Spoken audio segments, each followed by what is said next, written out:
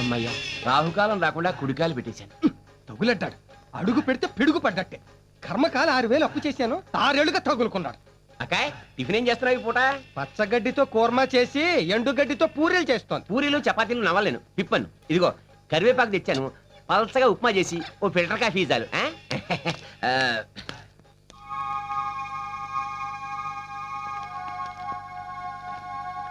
పార్వతి, ఇవన్నీ ఓ 100 గ్రాముల రవ్వ, కాస్తంత కాఫీ పొడి తీసుకురా. అలాగే. దొడ్డిదారిని వెళ్ళు. ఏం అక్కర్లేదు. వాడేమన్నా కలెక్టరా, మినిస్టరా? మన దరిద్రం వాడికి కూడా తెలియడం అవసరం. వీధి గుమ్మ నుంచో వెళ్ళు. సరే రండి, కూర్చోండి. థ్యాంక్స్ అండి. మీ బాబులేడా? ఉన్నాడు. నాన్నా శ్రీను. ఏంటి మమ్మీ? రే ఇదిగో నాన్న, నువ్వు ఆడుకోవడానికి బ్యాటు బాలు తీసుకొచ్చాను, వెళ్ళి ఆడుకో. మన బాబుని ఏ స్కూల్లో జాయిన్ చేశారు?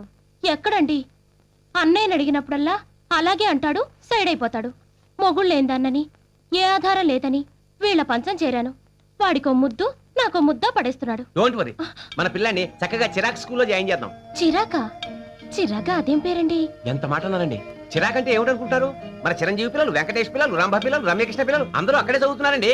రంభా రమ్యకృష్ణలకి పిల్లలా? వాళ్ళకి పెళ్ళిళ్ళు ఎప్పుడయ్యాయండి? ఇండస్ట్రీకి రాకముందే అయ్యాయి, పబ్లిక్ తెలీదు. ఎంత ఖర్చైనా మన బాబుని ఆ స్కూల్లో జాయిన్ చేయాల్సిందే. అక్కడంటే డబ్బు అది మరి. డబ్బు గురించి మీరు ఆలోచించకండి, నేను ఉన్నాను కదా. వాళ్ళ నాన్నగారున్నా కూడా ఇంత బాగా ఆలోచించేవారు కారేమో. నేనుండగా ఆయన లేరనే ఫీలింగ్ రానివ్వకండి. ఎవరది? గిరీశం గారు నాన్న. నువ్వంటాయా గిరీశు? నీ కోసమే చూస్తున్నా. అన్నట్టు నీకెంత బాకీ ఉన్నాను? మీరు 3,000, మీ అబ్బాయి 6,000 ఏ ఇచ్చేస్తారా? లేదు, ఇంకో 400 ఇస్తే చస్తే ఇవ్వను. సరే, నీ బ్యాడ్ టైము. ఇస్తే 10 రూపాయలు వడ్డీ వేసిద్దాం అనుకున్నా. 10 రూపాయలు వడ్డీయా? ఆ. సరే, పెద్ద ఆయనవి, ఇవ్వకపోతే బాగోదు. ఇందా. థ్యాంక్స్. ఒరే కిరణ్, మనవడా, అబ్బే నాకెందుకండి? మ్యాగజైన్స్ కొనుక్కో. పిలిచావు ఇదిగోరా. ఇందా 200 అడిగావుగా. థ్యాంక్స్ తాతయ్య. ఇలా అందరి దగ్గర అప్పులు చేసే బదులు పార్ట్ టైం జాబ్ ఏదైనా చేసి పాకెట్ మనీ సంపాదించుకోవచ్చు కదా అన్నయ్య. నాకు తెలియదులే, చదివింది ఇంటరు, చేసేది బోర్డు టైలరింగ్ ఉద్యోగం. ఆ మాత్రం దానికే సలహా సంఘ అధ్యక్షురాల సలహాలు ఒకటి. ఏయ్, నేను ఎంబీఏ చదివింది నీలాగా చిల్లర ఉద్యోగాలు చేసుకోవడానికి కాదు. పని చూసుకో. అమ్మా, నేను ఫ్యాక్టరీకి వెళ్తున్నా. అలాగే. ఏమండి, పెద్దమ్మాయి దగ్గర నుంచి ఉత్తరం వచ్చింది.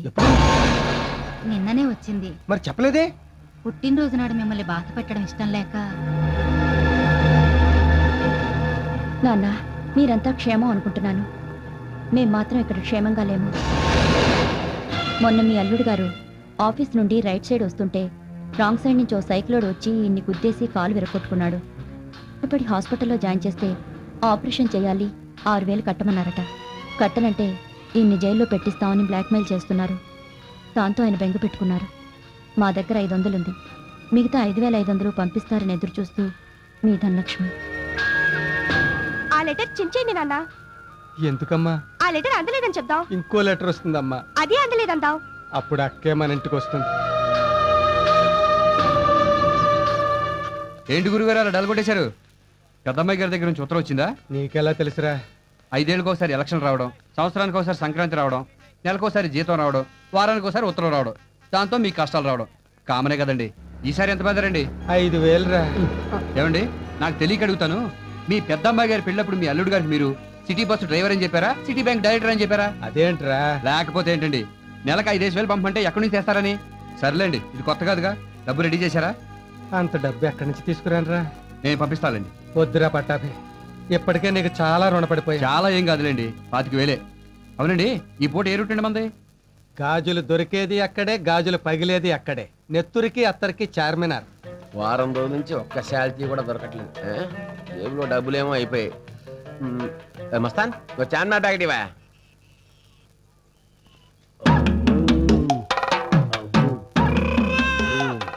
ఏంటో గోలి సోడా కొట్టండి.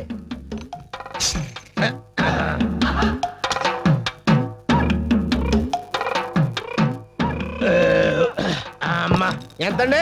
2 రూపాయలు. ఇదిగో పుచ్చుకోండి. చిల్లర లేదు వై, చిన్న నోట్ ఏదైనా ఉంటే ఇవ్వు. లేదండి, ఉన్న 10,500 నోట్లేనండి. ఎలాగంటే తీరా తాగేశాను. ఏం పర్వాలేదు, ఆ 2 రూపాయలు నా అకౌంట్ లో రాసుకో. అదేంటండి నా సోడాకి మీ అకౌంట్ ఏంటండి? ఏం పర్లేదు, సోడాయే కదా. చిల్లర కోసం ఇంత పెద్ద సిటీలో ఏం వెతుకుతావు? పైగా హైదరాబాద్ నీకు కొత్త. అయ్యి బాబోయ్, నేను ఫస్ట్ టైం బొబ్బర్లంక నుంచి హైదరాబాద్ వచ్చానండి. తమకి ఎలా తెలిసిపోయిందండి? అది బొబ్బర్లంకే గనక. ఏంటండి మీరు బొబ్బర్లంకండి బొబ్బర్లంకండి మరి సపరేట్ అండి అవును అప్పారావు సుబ్బారావు ఆదినారాయణ ఎలా ఉన్నారా? ఏంటండి అప్పారావు సుబ్బారావు ఆదినారాయణ తమకు తెలుసండి మంచివారండి బాగానే ఉన్నారండి ఏమండి ఆగండి మన ఊరి చెరువు గట్టు పక్కన సత్యమ్మ గారి మనవడు హైదరాబాద్ లో మంచి పొజిషన్ లో ఉన్నాడు అన్నారు కొంపదీసి తమరేంటండి కరెక్ట్ గా పట్టేసావయ్యా. పట్టేశానండి నేను పట్టేస్తానండి బాబు నేను పట్టేస్తానండి నా తెలివితేటలు గొప్ప తెలివితేటలండి బాబు చూస్తే తెలుస్తుంది. హాయ్. ఏం పని మీద వచ్చావు? మరండి మా నాన్నగారు నన్ను ఎప్పుడు పనికిరానిదివా అని తిడుతుంటాడండి అందుకని ఇంకా లాభం లేదనుకుని దానియమ్మని డబ్బులు సావుకారు దగ్గర ఉన్నాయి కదండి ఆయనతో చెప్పకుండా తీసుకొచ్చానండి మంచి పని చేసావయ్యా. నేను ఎప్పుడు అంతేనండి ఈ చార్మినార్ దగ్గర సీర్లు గాజులు చీపుగా అమ్ముతారంట కదండి ఈ డబ్బు పెట్టుకుని అవి కొనేసుకుని మా ఊరు వెళ్ళి పెద్ద షాప్ పెట్టేసుకుంటారండి నిన్ను అందుకే పనికి మాల ఎదవా అని మీ నాన్న తిట్టాడు. అదేంటండి మీరు కూడా లేకపోతే 10,000 పట్టుకుని చీప్ గా చీరలో గాజులు కొనుక్కుంటావా? ఎంత చార్మినార్ కొనుక్కోవయ్యా. ఇది కొనుక్కొని నన్ను ఏం చేసుకోమంటారండి దర్జాగా దాని ముందు కుర్చీ వేసి కూర్చో. ఆ. చార్మినార్ చూడడానికి వచ్చే వాళ్ళకి టికెట్ ఎట్టు. ఆ. కింద నుంచి 5 పై నుంచి 10. ఓహో. దాని ముందు నిలబడే ఫోటోలు తీసుకునే వాడికి 15 రూపాయలు ఎట్టు. డబ్బే డబ్బు అంతేకాదు. సినిమాలో పోలీస్ ఆఫీసర్స్ ఇలాంటి ఎరగదీసే సీన్స్ అన్ని ఇక్కడే షూటింగ్ చేస్తారు. కాల్ షీట్ 5,000 ఎట్టు. ఏంటండి షూటింగ్ ఇక్కడ చేస్తారండి ఉం. అంటే చిరంజీవి గారు వస్తారండి సరేంటయ్యా ఇక్కడ షూటింగ్ చేసుకుంటానని బతిమాలుకుంటాను నిన్ను. ఏంటి ఏంటి నన్ను బతిలాడతారా చిరంజీవి గారు నన్ను బతిలాడతారా అయ్యి బాబాయ్ నేను చాలా లక్కీ పిల్లనండి అవును ఇది ఎవరి దగ్గర కొనాలండి నా దగ్గరే. చార్మినార్ నీదా హ, నేను నమ్మను అందుకే నేను మీ నాన్న పనికి మాలి ఎదవా అని తిట్టేది. ఏమస్తానా నేనేం కొన్నానయ్యా? చార్మినార్. ఓహో చాలా గవర్నర్ తోటి సీఎం తోటి కూడా చెప్పించనా? అయ్యి బాబా కోపడతారేంటండి ఒక వస్తువు కొనుక్కునేటప్పుడు కాస్త మంచి చెడ్డ చూసుకుంటాం కదండి అవును నాకు సందేహం అండి అడుగు. ఇప్పుడు ఇంత పెద్ద చార్మినార్ మంచి సెంటర్ లో ఉంది ఎందుకు అమ్మేస్తున్నారండి ఇన్కమ్ ట్యాక్స్ ప్రాబ్లం. పైగా మంది బొబ్బల రంక రిలేషన్షిప్ 10,000 చాలు.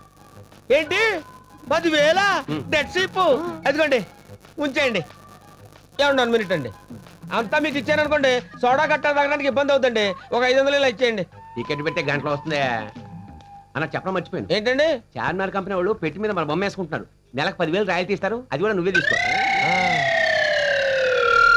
సత్యమ్మ గారి మనవడు చాలా గడుసోడు అనుకున్నాను తెంగరోడే లేకపోతే ఇంత పెద్ద చార్మినార్ సిగరెట్ పెట్టాము ఇంత చీప్గా అమ్మేస్తాడా ఎలా బతుకుతాడు ఏమో ఎవడు అక్కడ చార్మినార్ పక్క తప్పకుండా తప్పకుండా రాదది రేపు బాగున్నాం బోర్ కొడుతోంది సినిమాకి వెళ్దామా? తెలుగు సినిమాకి అయితే నేను రానురా ఇంగ్లీష్ నీకు అర్థం కాదు కదా? అందుకే వెళ్ళేది రేపో మాపో అమెరికా వెళ్ళాల్సిన నేర్చుకోవద్దేంటి రేయ్ నిన్ను కూడా అమెరికా రానిచ్చేస్తే ఇక ఇండియాలో ఉండేది ఎవడరా?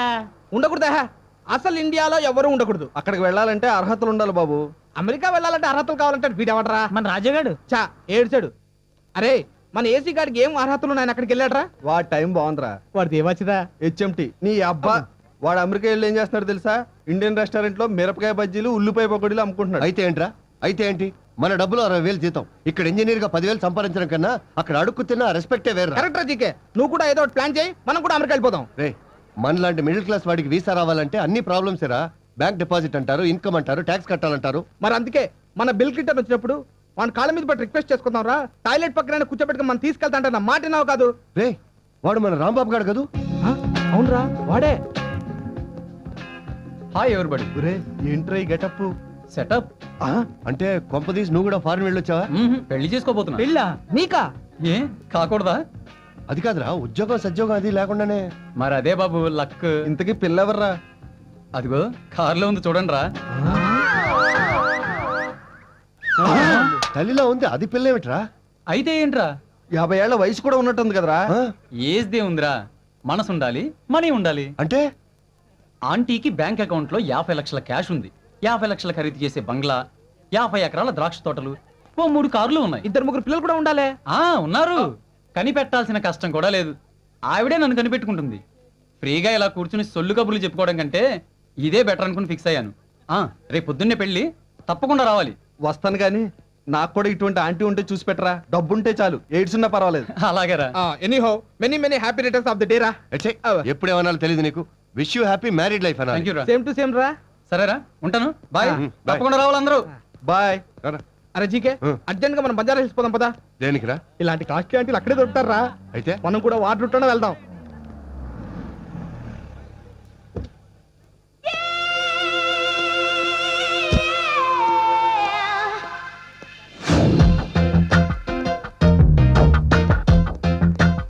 ఆహా ఫిగర్ అదిరిందిరా. ఫిగర్ వచ్చిన కారు అదిరిందిరా. పడితే ఇలాంటి ఫిగర్ ని పట్టాలరా, పరువు దక్కుతుంది, ప్రాపర్టీ దక్కుతుంది. ఏయ్ నోరు మూయండిరా. నేను ఆల్రెడీ ఈ క్యాండిడేట్ మీద ఖర్చు వేశాను. ఎవరైనా కాంపిటీషన్కి వచ్చారో చస్తారు.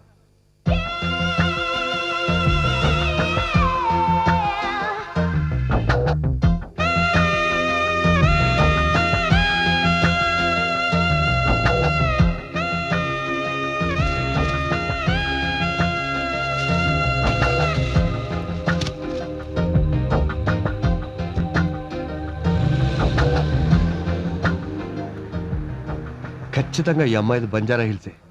లైన్ వేసి పడేస్తే హ్యాపీగా హనీమూన్ అకౌంట్లో అమెరికా వెళ్ళిపోవచ్చు. ఈ అందాల రాసి ఏ గొప్పింటి అమ్మాయో.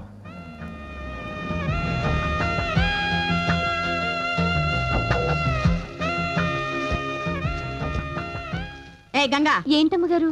ఆ కార్ నీదా? కాదండి, మీది. మరి దాని ఓనర్ అయినట్టు బ్యాక్ సీట్ లో కూర్చుని వచ్చావేంటి? ముందు సీట్లో కూర్చుంటే డ్రైవర్ గారు గేరు మారుస్తున్నప్పుడల్లా నా తొడల మీద చేతులు వేస్తున్నాడండి. అందుకని ఆ ఈ డ్రెస్ ఏంటి? చీర చిరిగిపోతే మీ ఆడపడుచు గారు ఇచ్చారమ్మా. ఇస్తే ప్రిన్సెస్ డయానాలా పోజు కొడుతూ ఊరెగుతావా? పని మనిషివి, పని మనిషిలా ఉండు. వెధ వేషాలు వేసావంటే పనిలోంచి పీకి పారేస్తా. వెళ్ళా.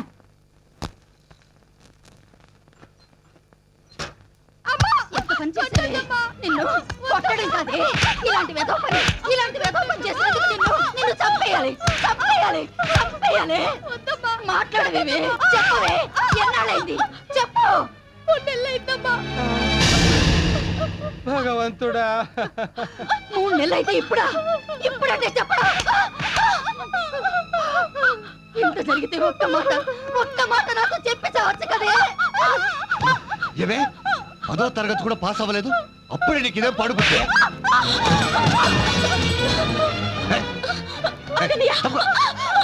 ఎవరు ఎక్కడుంటారు? ఎన్నాళ్ళుగా సాగుతోంది రంకు. చంపేస్తాను, ఈ విషయం 10 మందికి తెలిస్తే మన పరువు ఏమవుతుంది? అసలు దానికి ఏమైంది అనుకున్నావు? కడుపు పని మళ్ళీ నా నోటితో చెప్పించాలా? అది నువ్వు అనుకున్నట్టు ఏ తప్పు చేయలేదు. 3 నెలల క్రితం పెద్ద మనిషి అయింది. ఆ విషయం దాచిపెట్టింది. అది దాచుకోవాల్సిన కర్మే పట్టిందే. దాచుకోకుండా మీ అందరికీ చెప్తే ఊరంతా పందిరేసి పండుగ చేస్తారా? చాలే నోర్మి. ఆడపిల్ల పెద్ద మనిషి అవడం అంటే అదొక పండగేనే. 10 మంది ముత్తైదువుల్ని పిలిచి పట్టు చీరలు పెడతావా? నీకు జాకెట్ ఒంటి మీద ఉంటే 2 జాకెట్ దండం మీద ఉంటుంది. అయినా కూడా 10 మందికి తాంబూలాలు ఇచ్చి జాకెట్ గుట్టలు పెడతావా? ఊరందరికీ భోజనాలు పెడతావా? తప్పదు కదమ్మా, ఆచార వ్యవహారాలు. ఇవి ఆచారాలు కాదమ్మా, లేనిపోని ఆర్పాటాలు. మధ్య తరగతి మనుషులు తాతకు మించి చేసుకుంటున్న ఆడంబరాలు. నువ్వు చెప్పింది నిజమేనమ్మా.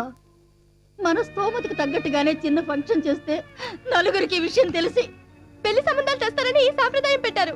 నెలకి నాకు 50 రూపాయలు ఫీజు కట్టడానికి నాన్న అవస్థలు పడుతున్నాడు. పెద్దక్క పెళ్లికి చేసిన అప్పే ఇంకా తీరలేదు. రెండోక పెళ్లి చూపులకి డబ్బే లేదు. నేను ఇంకా చిన్న పిల్లనేనని ఊపిరి పీల్చుకుంటున్న నాన్నకి, నాన్న నేను పెద్ద మనిషిని అయ్యాను, నేను పెళ్లికి రెడీ అయ్యాను నాన్న అని ఎలా చెప్పమంటావు?